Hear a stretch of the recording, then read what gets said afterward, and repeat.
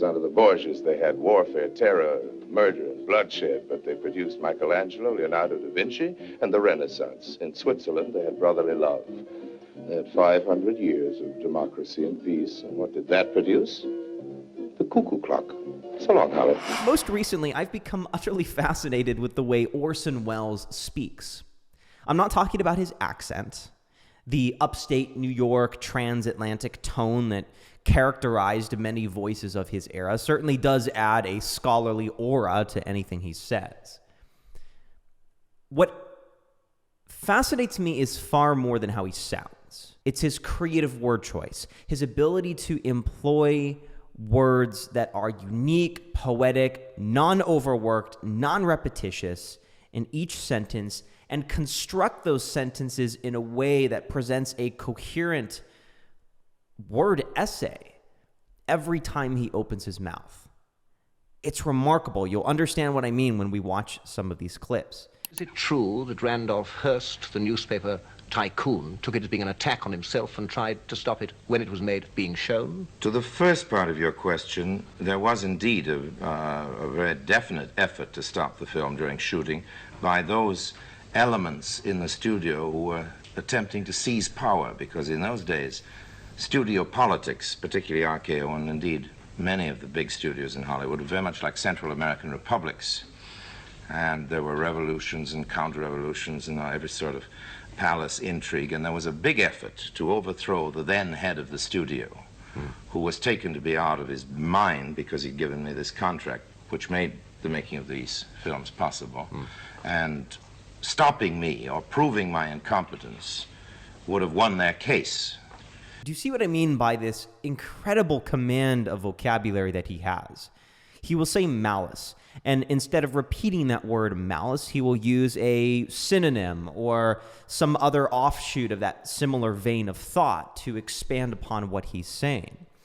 Orson Welles, in case you're not familiar with his creative track record in media, was the director and protagonist of the film Citizen Kane. I've noticed in many of Orson Welles' works and interviews, he has this grisly groan where he speaks almost in the back of his mouth and lets his words have what I can only describe as a rise, a buoyancy, and he's very slow in his movements, but calculated and sharp, quick, and witty with his thoughts. What I've noticed in this particular clip, and he does this often in interviews, is when he's asked a question, he will, one, typically pause, but secondly, he will provide an interpretive framework for how he's going to go about answering the question.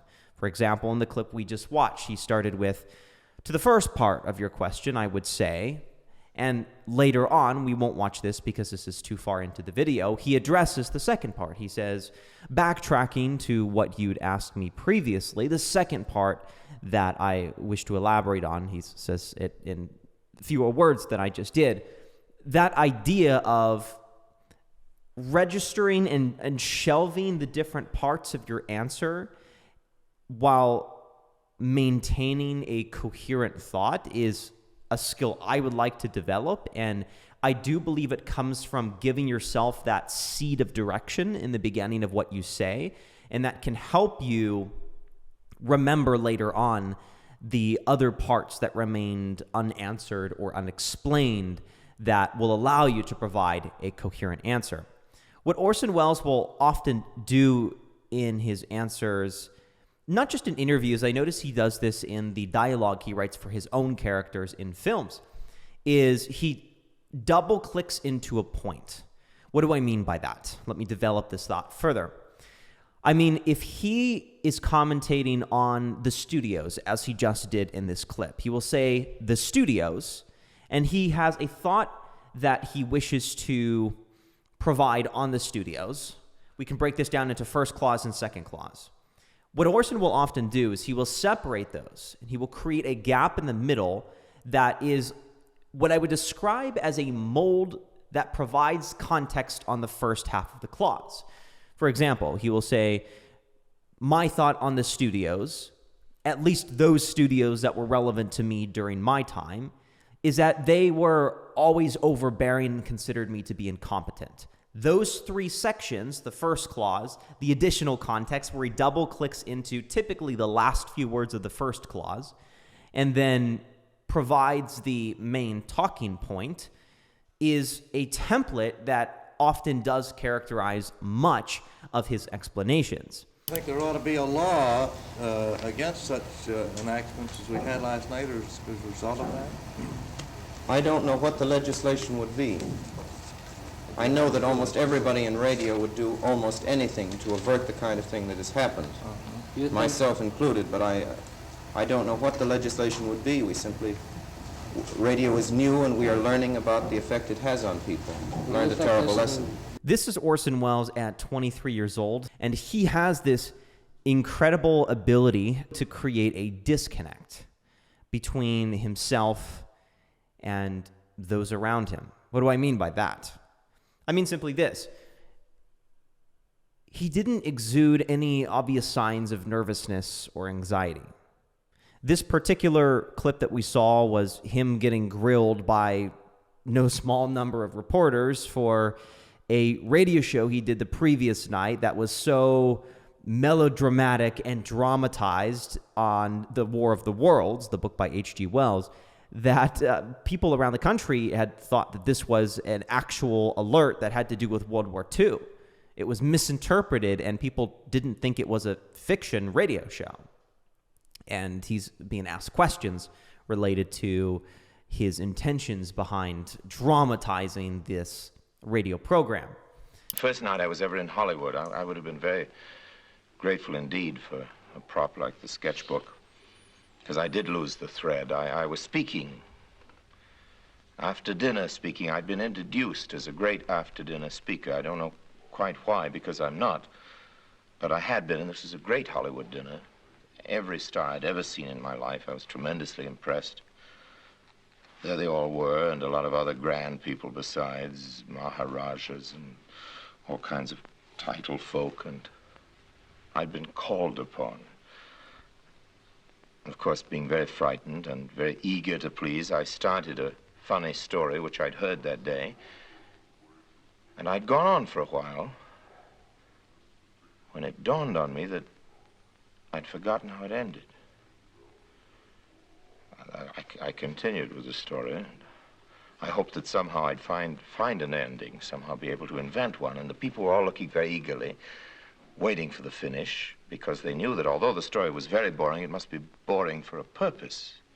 Just as I'd given up hope, just as I was wondering how I could get out of this situation, the walls started to shake, the chandelier fell down from the ceiling onto the table, the people jumped onto the table. This was California, remember. It was an earthquake. Now, you may have noticed, if you were listening to that story he was sharing, that Orson doesn't simply narrate a sequence of events in a linear fashion. He doesn't simply say, this happened, and then this happened, and then this happened, and then this happened. What he does, this is a framework that he would use in the answers he would give, the stories he would tell, and the films that he would create. He would say, here's an event. Because of this event, therefore, this happened. And the second part, but this happened. And finally, the third part, meanwhile, which is to suggest there was something happening throughout that period of time that he was previously sharing with us. This structure, therefore, but, and meanwhile, are these sections of a story that he would cycle through. He would introduce something and say, this particular event caused, because of this, therefore, this happened. But, there's a caveat, here's an additional piece of information that affected this. It allows you to create these shifts and turns in your narrative that can allow you to open up new pathways in the conversation or in your story that were not able to be foreshadowed previously. It's an interesting observation that I've heard on Orson Welles. I've noticed this in his ability to communicate stories, and I wanted to share that. I'll leave these interviews that I've referenced down below this video. I hope you enjoyed today's commentary, and thanks for watching.